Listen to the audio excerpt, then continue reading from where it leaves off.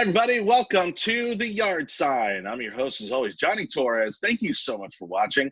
Before we get started, make sure you like, subscribe, follow us on all of our social media platforms, especially on YouTube. If you miss an episode, you can catch all of them there. And you can also catch an audio version of our podcast on Google, Spotify, and Apple Podcast platforms. So make sure you subscribe and leave us a review for that as well.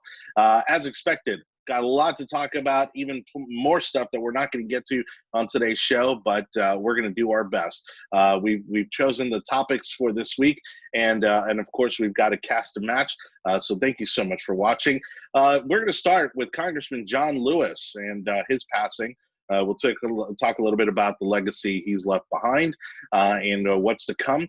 Also, speaking of legacies and icons in our government, Ruth Bader Ginsburg says that her cancer's come back, and so we'll deconstruct what that means, not only for her, but for the country as well.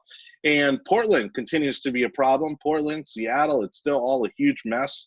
We're going to talk about the boogeyman going on over there and all the continued riots and destruction happening thanks to Antifa and other parties. And then, of course, we're going to close it out with what may be the biggest issue, I think, to come out of this year, politically, legislatively, and that is Trump's proposal to put out an executive order regarding DACA. And that, of course, affects kids, teenagers, even some who are now adults who have been here due to the unrest throughout Central and South America. And, of course, what does that mean for the country and for those of us and even our upcoming elections? So let's go to our cast today. We got a great cast of characters. Joining me right over here next to me is Chris Licata for a second week in a row. Hey, Chris. Down in the box across from me, that, as always, is Mr. Anibal Cabrera, being very patriotic and very safe in this pandemic. Yes, I'm trying to. Yeah, that's about as long as I can wear that thing, too, so I don't blame you. And that beautiful lady right beneath me joining us, she's been away for a little while, but always very active for the show behind the scenes, is Amy Beck. Hey, Amy. We're going to go ahead and get started. Guys, Congressman John Lewis is someone that I would say for the most part has transcended partisan politics. He's obviously an icon of the 1960s civil rights era. And I posted this, when I shared the story about his passing on Facebook, that he is kind of a symbolic end of that era. I mean, you could certainly point to Jesse Jackson and Al Sharpton, but those guys, have pretty much turned into charlatans and snake oil salesmen, and they basically have used the civil rights movement for their own profiteering. John Lewis is someone that, obviously, again, started from activism and made his way all the way to Congress and had a huge impact there. Obviously, there's now going to be a fight for his seat. Do you think that, what do you think this has in terms of an effect on the Democratic Party?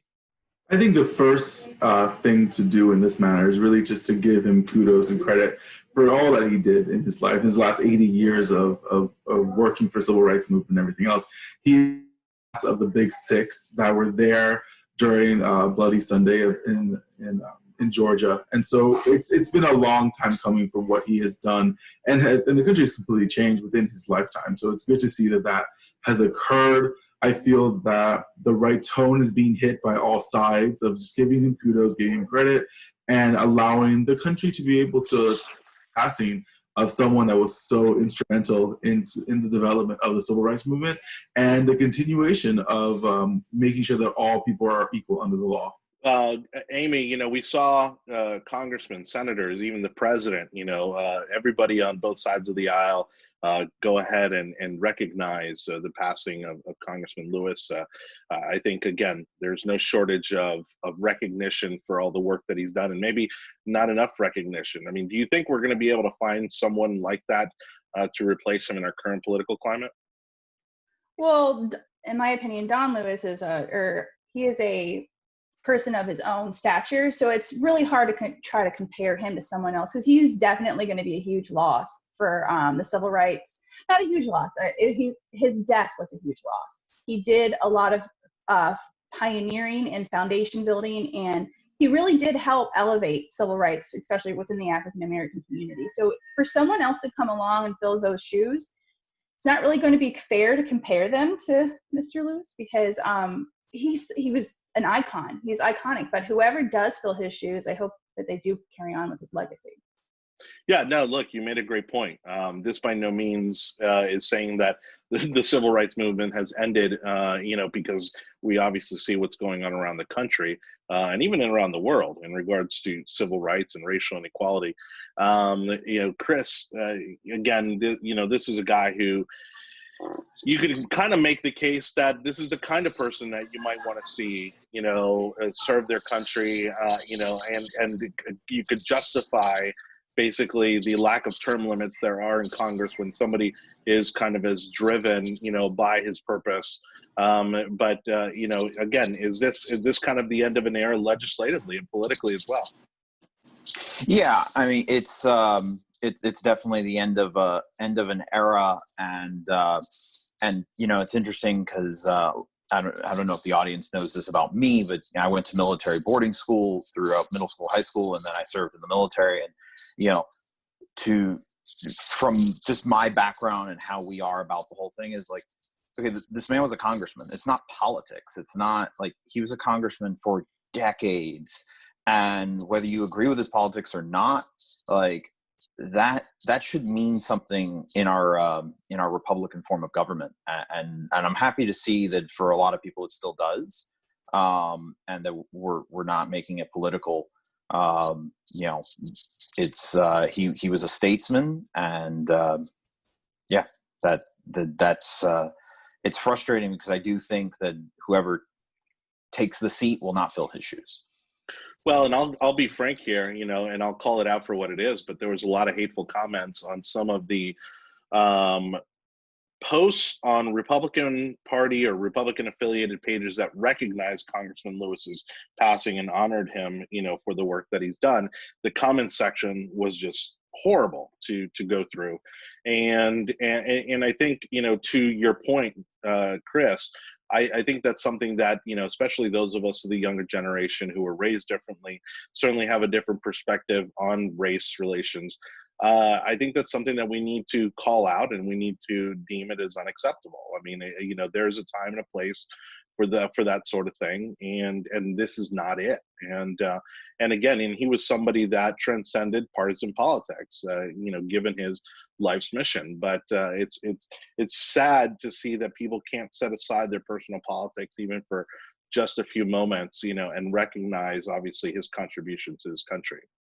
Anybody else? Final words on Congressman Lewis's passing?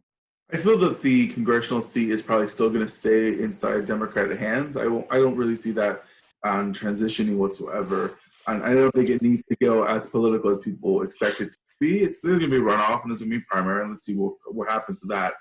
Also, in regards to calling out fellow conservatives, alleged fellow conservatives, writing very inappropriate things on the comment sections of these pages, it's unacceptable. It's irreproachable, and we have to. I agree with you, John. We have to call it out when we see that kind of blatant disrespect of an elected official. You might agree with it, you might disagree with it, but it doesn't matter.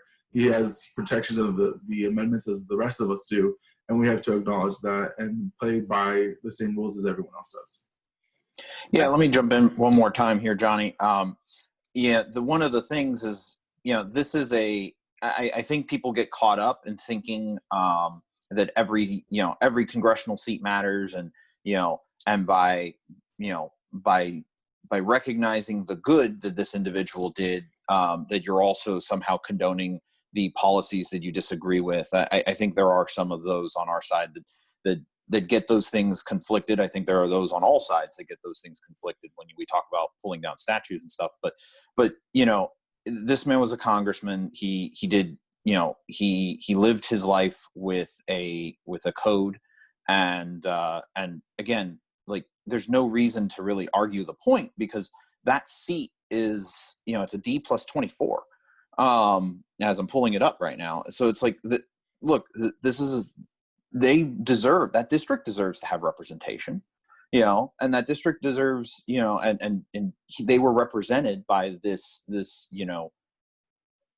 this guy who was very, very influential in our nation's politics. So he should be celebrated for the good that he did and the working across the aisle that he did. And that doesn't mean I, all of a sudden like flip-flop and agree with every policy position he ever took. We can walk and chew gum at the same time. And for some conservatives or alleged conservatives to say that we can't is just frustrating. Yeah, one of the few things that I agree with a lot of the unrest that's happening right now is obviously there's now a petition, a movement to rename the bridge that he was famously attacked on while protesting during the civil rights era, to his name. It's currently, I believe, named after a well-known Klansman, if you can believe it or not, and the irony of that, right? And I think it would be appropriate in this situation to go ahead and rename that bridge. And I'm surprised that it's taken this long to do so.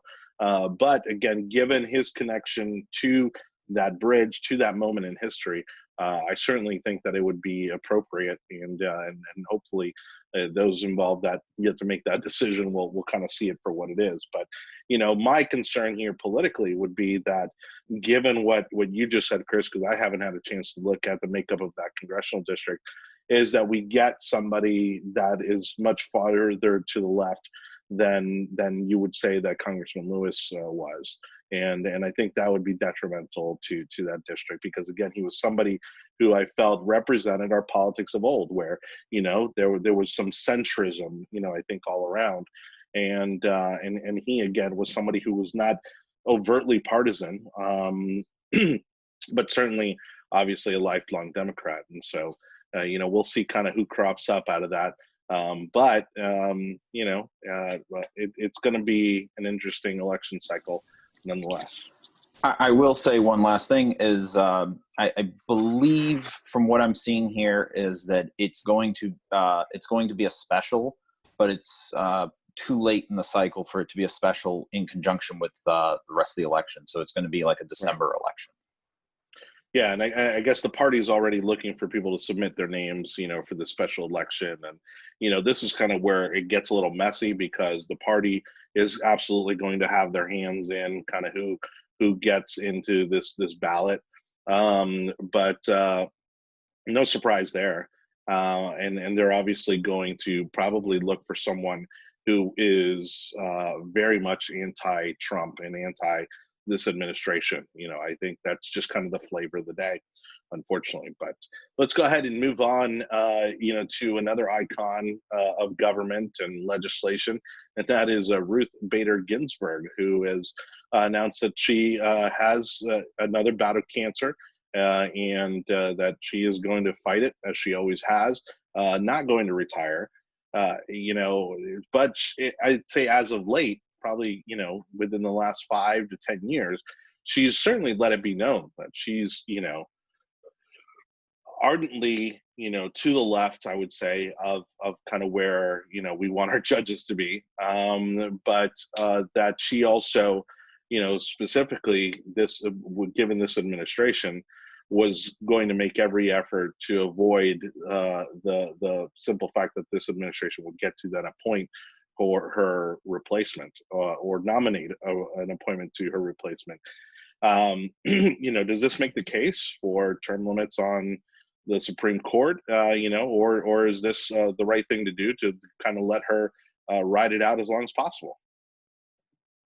Ride it out as long as possible. This branch of government should have the right to, again, they come into it knowing that it's their seat for life. This is not something that no one knows about. It is what it is.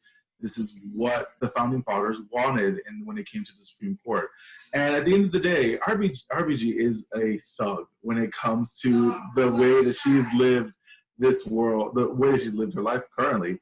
And again, if she feels that she can continue to uphold her due diligence and be able to do her rulings, even though she falls asleep in the middle of a lot of the hearings, it is what it is. This is not something that we can change mid-stride. We have to continue moving forward in this. And I would also like to add that when it comes to this election cycle, this is the last thing we want to add onto the plate of things that need to get done. We don't want to add additional scrutiny when it comes to electing a new Supreme Court judge. And honestly, I think we should still keep up with the rule of that you don't elect and you don't appoint a new judge. I think it's like 6 months away or 8 months away from an election cycle. I think it's just way too close and will cause too much of a problem. Well, I don't think that's an actual rule. I think that was just kind of that was just something that I believe during the end of the Obama administration, Republicans came out and said, hey, this isn't, appropriate because we don't know who the next administration is going to be and that sort of thing. I don't think that's written down anywhere.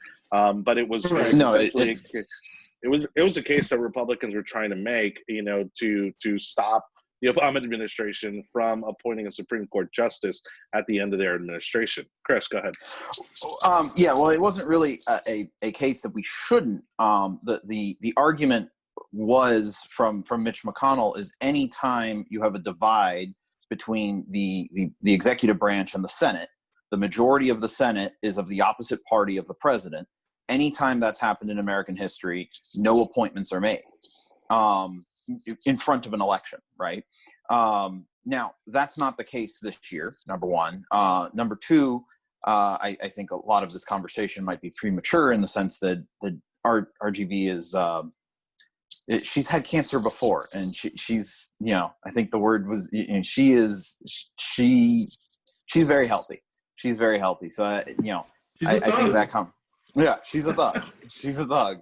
So I think she's very healthy. What is actually more curious is at the moment with the poll numbers and everything, and I don't mean to change the subject off of RGB, but I think we're talking the Supreme Court and the shift of that institution is, are we going to see Thomas retire in the next few weeks? Are we going to see Alito try and put in retirement for the next few weeks? Because they're like, okay, I don't know how this election's going to go. If their faith in how the term, especially Thomas, if their faith in how November is going to go is dwindling, then they might pull the ripcord now. And one of the interesting things, as I understand Anibal's point, is that it's like the last thing 2020 needs, but it's the opposite view is also true. It's 2020, anything can happen, and you could even have a lame duck appointment to you can have an appointment during the lame duck session, and it's happened before. As far as term limits to the Supreme Court, I am very much in favor of an 18 or 20-year term limit, because up until the 1970s, the Supreme Court justices served less than 22 years on average. Not even on average. The longest serving one was less than 22 years, and on average they were at 17 years. So it was after the 1970s that I think presidents really started to understand, let me put young people on the court, and this way they can be there for 50 years. And I think that's not the founders' intent, right? That's not what, that's not how this is all supposed to work. If we need to correct that through term limits, or if the Senate just needs to correct that by putting older lawyers on the court in the first place, then we'll have more turnover and we could have more political control over the court. Well, and to that point really quickly before I throw it over to Amy, is that our society, our civilization, has evolved so much, within the last 30 to 40 years that, you have to imagine, how in touch, are some of these Supreme Court justices that have been in there well beyond that, and what effect does that have on their perspective when it comes to Supreme Court rulings? Amy, give us your thoughts on the impact of Ruth Bader Ginsburg, and again, do you see her kind of riding it out till she, till her life comes to an end, or do you see her retiring at some point during the next administration? Well, in my opinion, my personal theory here is that Trump being elected in 2016 ruined her retirement plans, because everyone thought it was going to be Hillary Clinton. So therefore, she was probably going to retire within Hillary Clinton's term, so Hillary Clinton can appoint the next person, another liberal judge or Supreme Justice. And I bet you anything that right now, my theory is that she's hanging on till after the elections, because they think that Biden's going to win, and then Biden can appoint someone for her to retire. However, if if Trump wins again in 2020, she's going to hang on as long as she can. She's going to, like, I think this is more about politics than it is Supreme Justice. The fact that she's let's just say it, she's hang on way past her expiration date. And she was legitimately going to retire after Hillary Clinton's win. And then it surprised everyone that Hillary Clinton didn't win. So she's a tough bird, Miss Ruth is. And I bet you she is hanging on until the next liberal president wins an election, if he wins an election, so that someone like that could fill her shoes. I wanted. Go ahead, Chris. Sorry, I jumped in. One of the other things that I know is politically inconceivable, but is at least allowed under the rules and allowed under the Constitution and everything, is the fact that, I mean, Congress can it can impeach a Supreme Court justice, and not necessarily just for a crime, but for loss of mental faculties. That is a theory that has been put forth and explored by many political theorists. Now, of course, that would obviously take a political turn and be viewed as a burning at the stake of the other side's political wishes, especially with a president of the opposite branch. So that's not a lane worth necessarily discussing, but I do like the structural details of the fact that is actually possible if we had a Congress that got along with itself. Well, again, we're obviously pushing for the president to be reelected in the coming months, but knowing what we do about this president and his desire to leave a legacy, to leave a fingerprint on his time in the Oval Office, I certainly see him making some nominations if the opportunity were to come available. What do you guys think? I think if the opportunity becomes available, I think he'll definitely take that opportunity to elect another conservative judge onto the bench, no matter who it is replacing. Normally you replace whoever was on their side, left or right. And now I think if the president gets the opportunity, he'll do it. He'll make his decision. I don't like the idea of us electing a Supreme Court judge during an election cycle, especially this close to an election cycle, because it gets very partisan, very ugly, very quickly. And that's what's going to happen. And I don't know if that's a fight that we want to fight right now with everything else that's happening around the country at the moment. But this is a good academic study to see what will happen. I don't see the other conservative judges retiring before the end of the cycle. I think they'll do the same thing that RBG did, which is hold off until the next conservative president comes on board. Yeah, well, and again, she's certainly someone that is also, undoubtedly going to leave an immense legacy behind. But Chris, Amy, you want to chime in? Does the president make a nomination? Does he push to fill that seat if anything happens in the next few months? Yeah, absolutely. This president will, even if he loses the election, if he has an opportunity to make a nomination during the lame duck cycle, he will.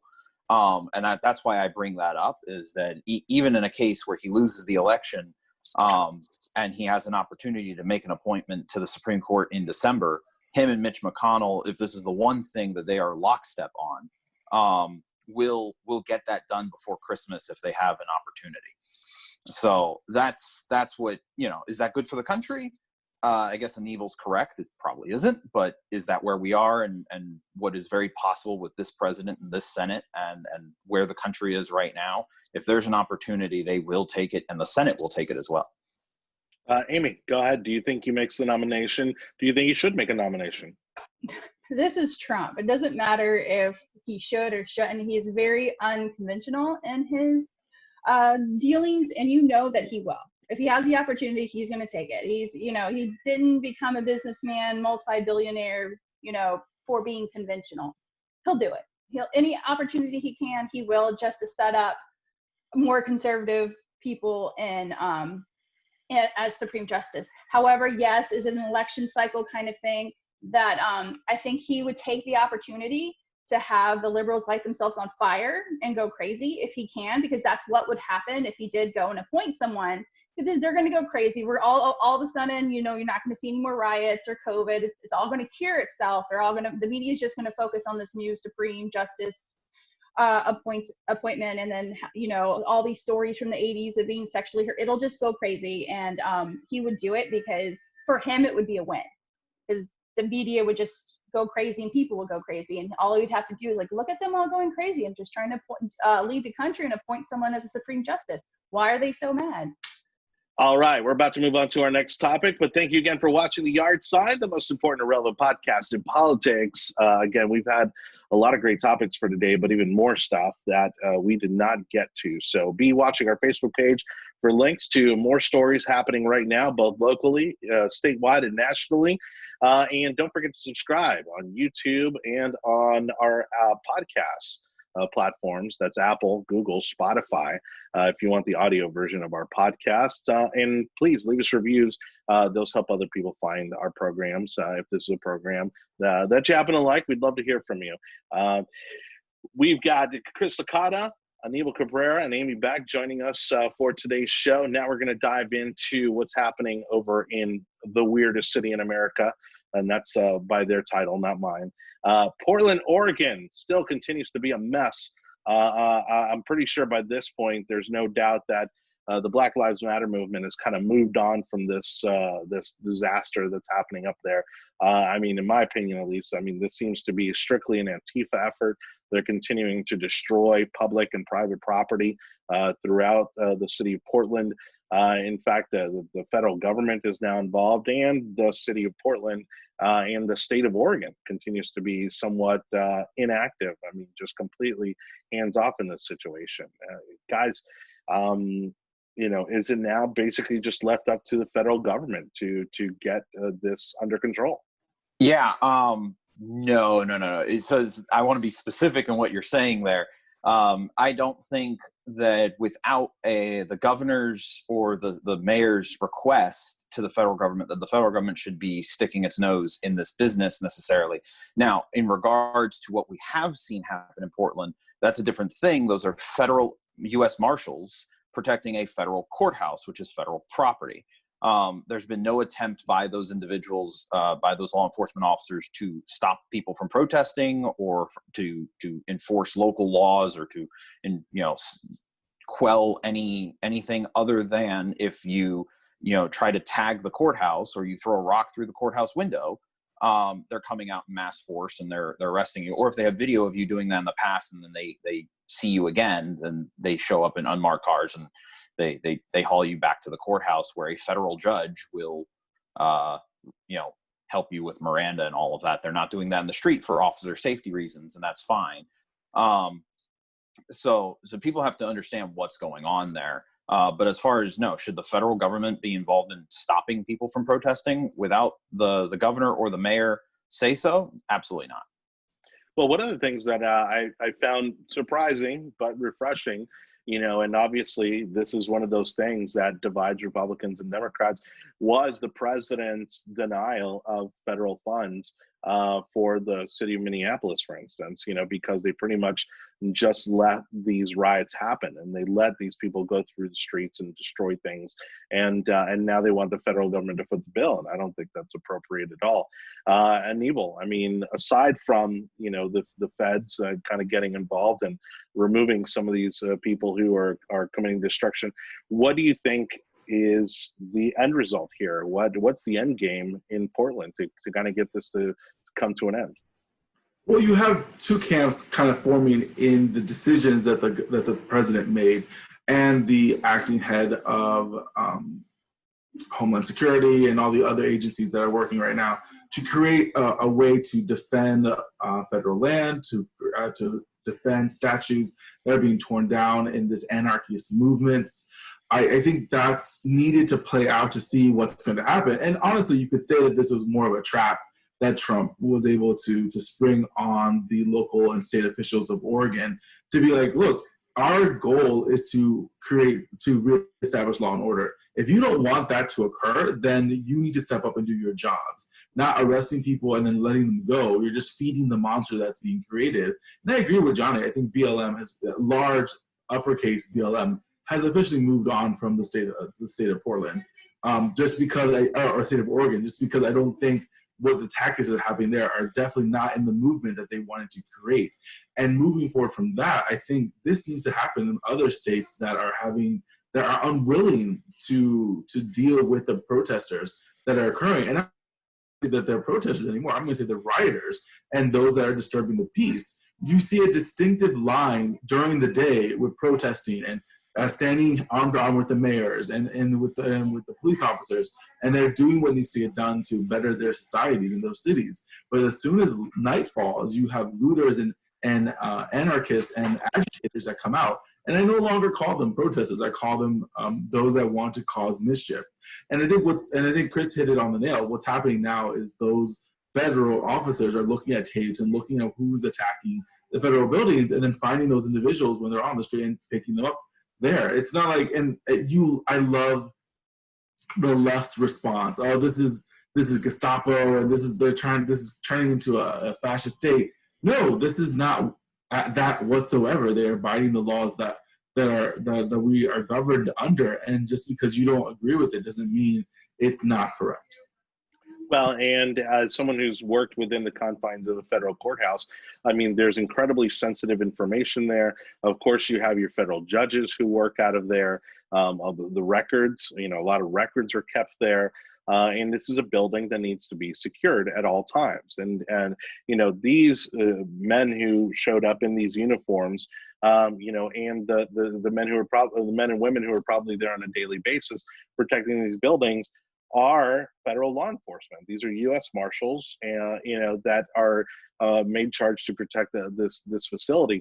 And so, what a lot of people don't know is that you're not even allowed to protest on federal property, much less obviously commit some sort of act of destruction towards it. And that's where the failure has been on their part. Not that this would stop them by any means, but certainly it justifies what's happening here from a safety perspective. Amy, again, Portland continues to see these riots and these groups kind of gathering at night. At what point do you think that the city of Portland just says, okay, enough's already? They won't. This is just a social justice, letting them tear the city down, and then they're going to ask for help, and they're not going to get it. And then they're going to point and say, we needed help and we didn't get it. The incident in Portland where these people were protesting outside of a federal courthouse, you have to look at the patterns. Portland had literally 60 days straight, almost 60 days straight of protests that turned into riots where they're tearing stuff down. And then, so obviously the local authorities aren't going to do anything. So they should pull up to a federal building. And of course, the federal police come out, the marshals, as it was said, to quell this, because they're not going to put up with it. Because again, as you said, Jonny, that there's a lot of information inside this federal courthouse. Looking at the example of what happened with Chaz in the Seattle Police Department, think about how many crimes and evidence and persecutions were completely lost, where victims lost their property, they lost rape kits, they lost evidence to prosecute people. And that is completely gone now because of what happened. So them going to a federal building, and the federal police have to take control of the situation and protect what's there. They have to do that because it's for the better good. It's that place serves the public and people. Don't tear it down. I mean, if you're going to protest. Don't destroy stuff. Don't throw rocks. Don't get angry. It doesn't justify it doesn't justify your movement when you do things like that. And I think the federal police getting involved, or marshals getting involved, is probably one of the last things you want to happen. However, it's been proven again and again and again that local authorities are not doing anything. They're not stopping anything. Well, and one of the big points is, as while there might have been, then there has been certainly some use by the marshals to go outside of the courthouse and pick people up who they have footage of, committing a crime or maybe trying to tear down a statue in the vicinity of the courthouse. One of the videos that you don't see running around Facebook or social media as much, and not being touted by the media, was an individual taking a crowbar to the front door of the courthouse, right? and trying to break into the courthouse, in which case like 50 marshals came out and, you know, they grabbed, you know, that guy and his accomplice. And then the rest of the crowd just, you know, started shouting at them like they were the bad guys. It's like, we literally watched a crime in progress and law enforcement do something about it. And yet they're the bad guys because they were supposed to let crime happen. It makes no sense. Well, and the truth of the matter is that this group has been forming and growing and recruiting now for years, maybe even well over a decade.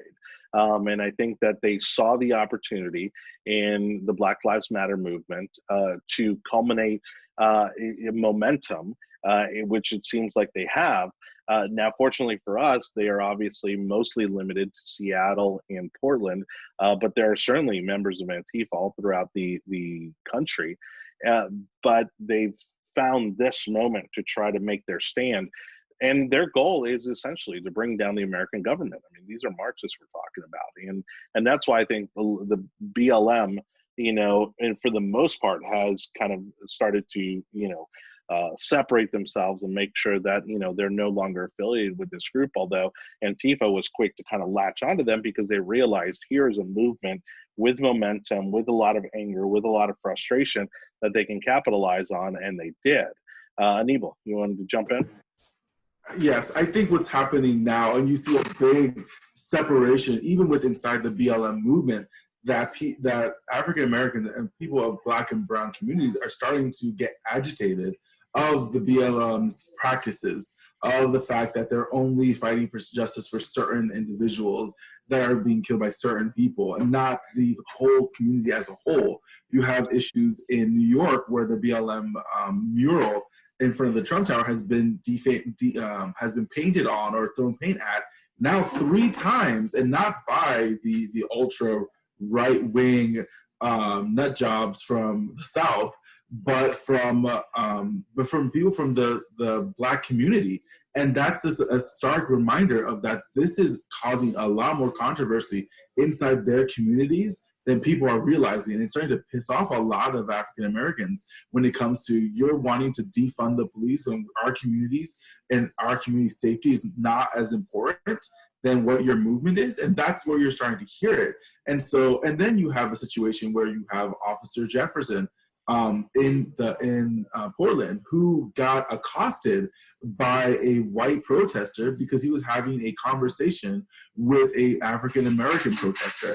And it's because Antifa and all these other anarchist movements are embedding themselves in the BLM movement, and it's starting to crack under the pressure. People don't want that. They want resolution. They want to work with their communities to better their societies, not to destroy the system as a whole. And that's what these anarchists want.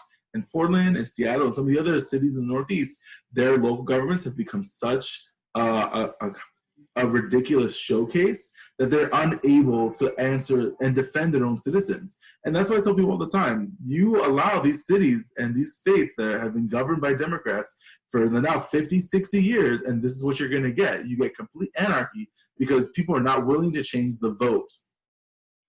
Well, and to that point, you know, I think also now that there's been some time here and the Black Lives Matter movement or the organization, I mean, has reached national prominence, people are starting to do their homework and they're starting to look at, well, what does this organization really stand for and what are they trying to achieve? And I think there are a lot of people in the Black community who are starting to realize that, okay, we're not cool with this. Like, this isn't on our to-do list. You know, this aligns, like, I don't believe in more than half of this stuff. I mean, when, you know, they're talking about, you know, other social issues that have nothing to do with Black lives. And that's where I feel that this organization is starting to lose its foundation.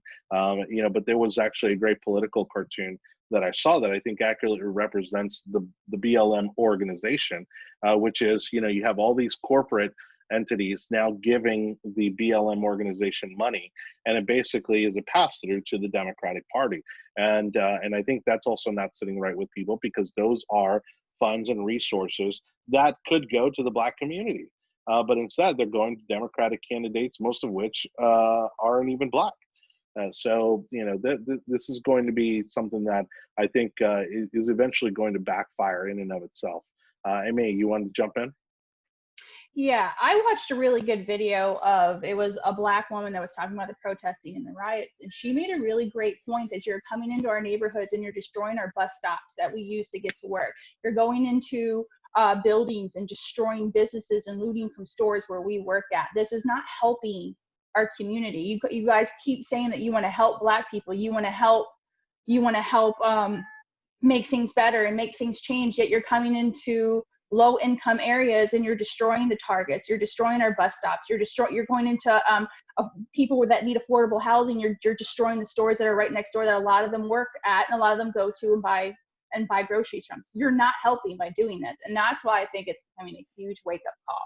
Because how many people with all these businesses and stuff like that, how many in the middle of a pandemic, how many people have to pay rent? Every single one of them. Now these people can't go, work their jobs anymore because the job's completely torn down. So it does, it's coming to light that the Black Lives Matter movement was founded on, it had a good cause of what it was founded on and where it wanted to go. But unfortunately, I think like many of those things, it got hijacked by extremists, and it kind of now it's overshadowing, in my opinion, what Black Lives Matters was meant to do.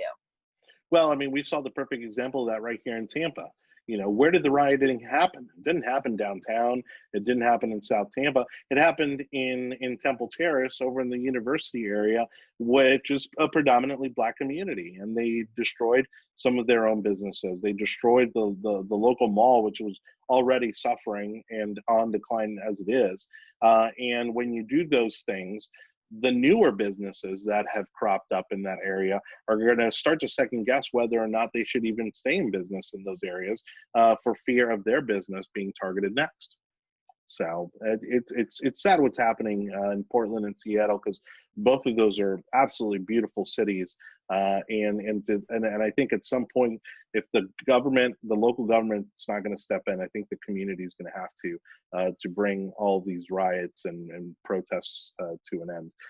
Let's go ahead and bring up tonight's final topic. Again, thank you so much for watching The Yard Sign. Make sure you follow us on all of our social media platforms and share the video if you can while you're watching. Go ahead and hit that share button so we can reach more people throughout the country. But we end on President Trump. Never any shortage of news when it comes to the president, but he did make a promise, I would say a little over a week ago, that he was going to put out an executive order in regards to the DACA policy that has been in place since the Obama administration. So DACA is very different than the DREAM Act. The DREAM Act was obviously a proposal to give young people, who fall under DACA, basically a path to citizenship. That obviously failed. The DREAM Act failed. But you still have DACA in place because it was done under an executive order, which is the deferred action of child arrivals. And so these are children that have arrived here, sometimes with, sometimes without parents or guardians. And of course, what status does that give them here in this country? This has now been around so long that some of these children are now adults.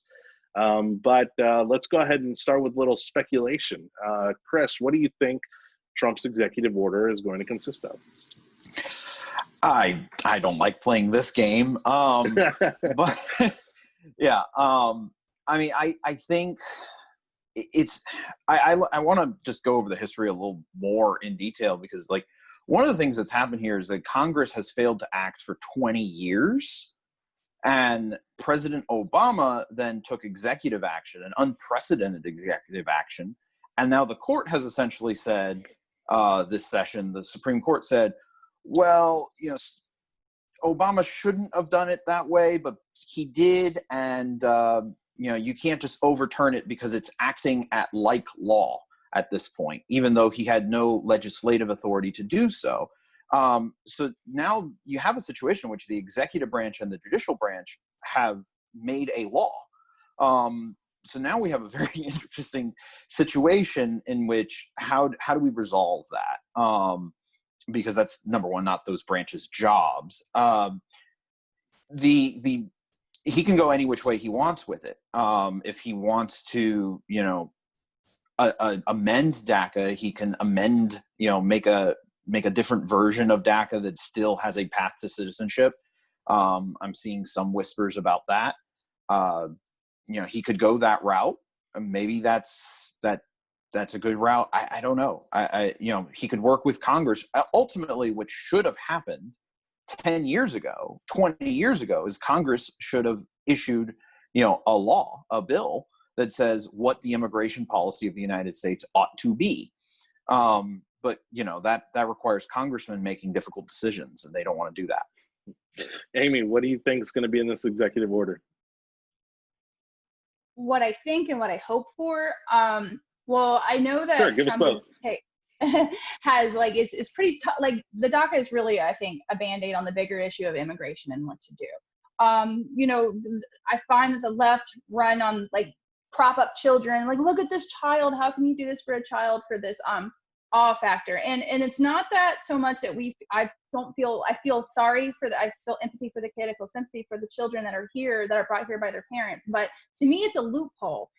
And it wouldn't be such a problem if it wasn't a loophole and so many people were using it as a way to come here. What I hope happens in this DACA is I hope that they have decided that they are going to take a look at these children. They're going to look at the ones that are contributing. They're going somewhere. They're being something. They're being part of the community. And then they're going to separate the ones that are contributing to society, the ones that are adults now, and then the ones that are taken away from society, like getting arrested, stealing, murdering, and send the ones that are not contributing back to where they came from, and let's keep the ones that are going to contribute and make America better, more diverse, and not sucking from the system and not milking our system. That's what I hope for. I want the good people to stay. I want the bad people to go. If you're here and you're on welfare and all kind of social programs and you're getting arrested and then re-released and stealing and doing drugs and picking up prostitutes and everything like that, you need to go. But if you're here going to school, you're learning the language, you're adopting the culture, you're helping the community around you, then you are a contributor. Please stay. That's how I feel about it. Yeah, that's a great point. No, and but I think the one point that also we fail to look at, is that people want to come here. Obviously, we know that there are very few countries in the world where there are literally lines at the door, of people trying to get in.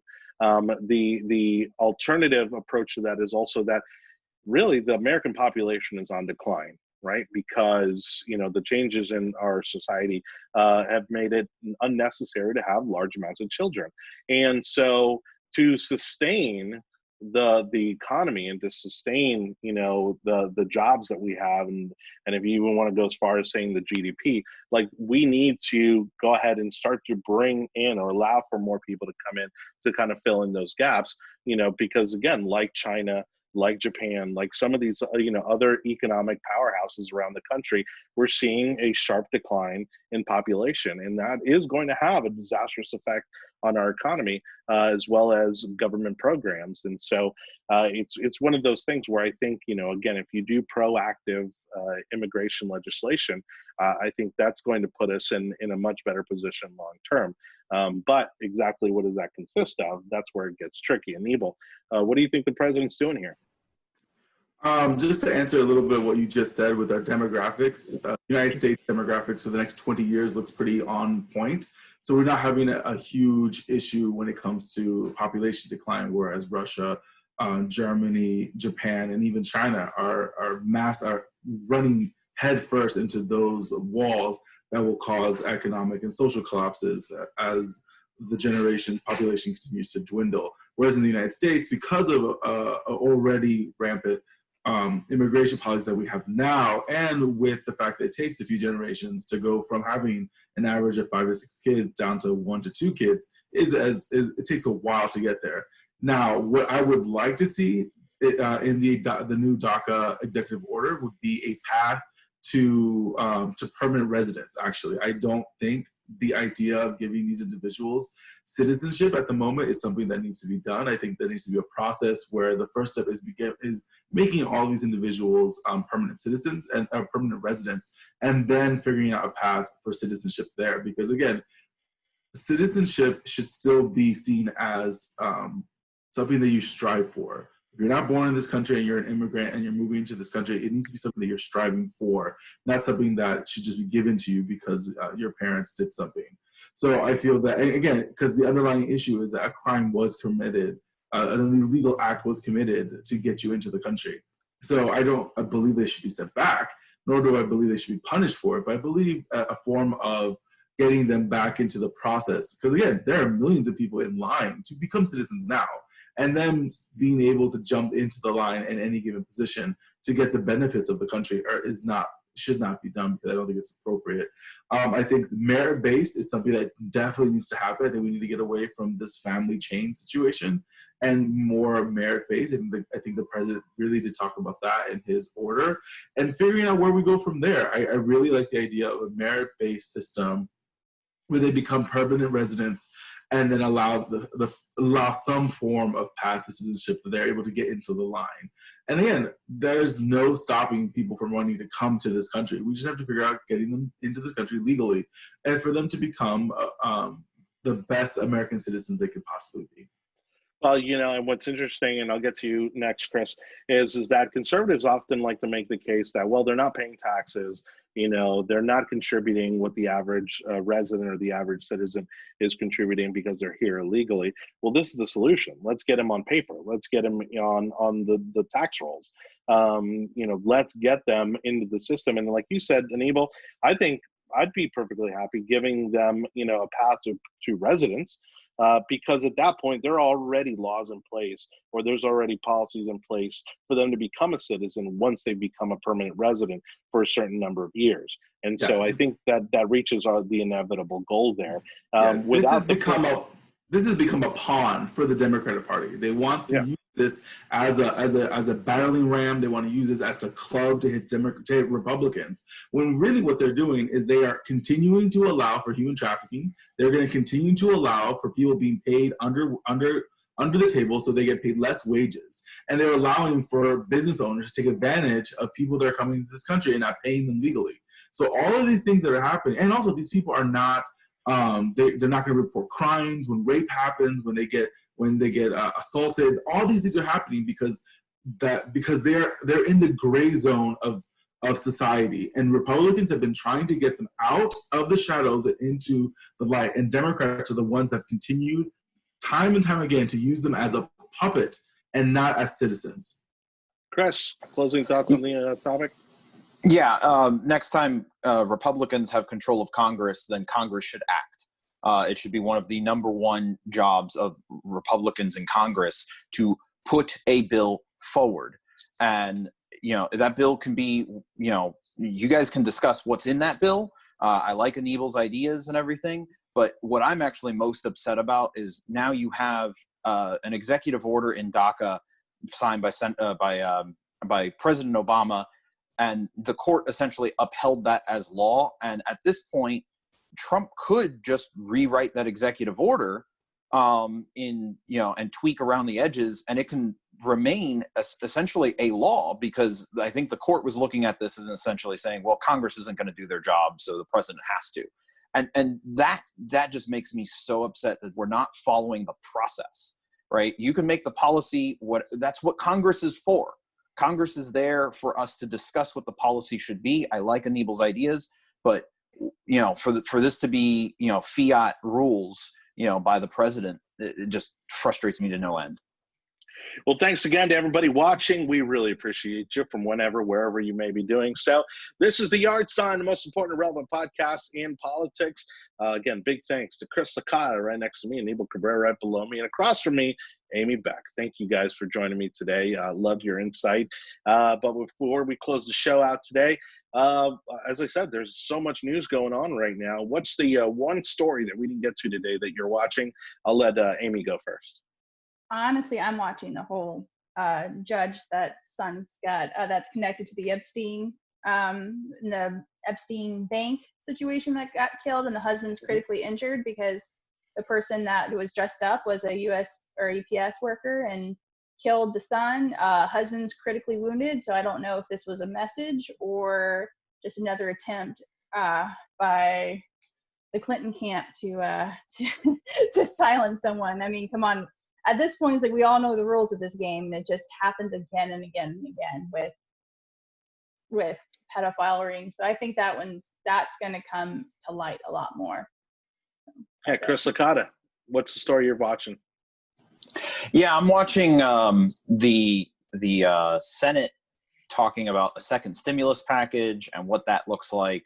I know there's been Republicans and Democrats are so far apart on that negotiation, where Senate Democrats are starting as, $2,000 per person, retroactive to March and every month going forward until the end of the pandemic.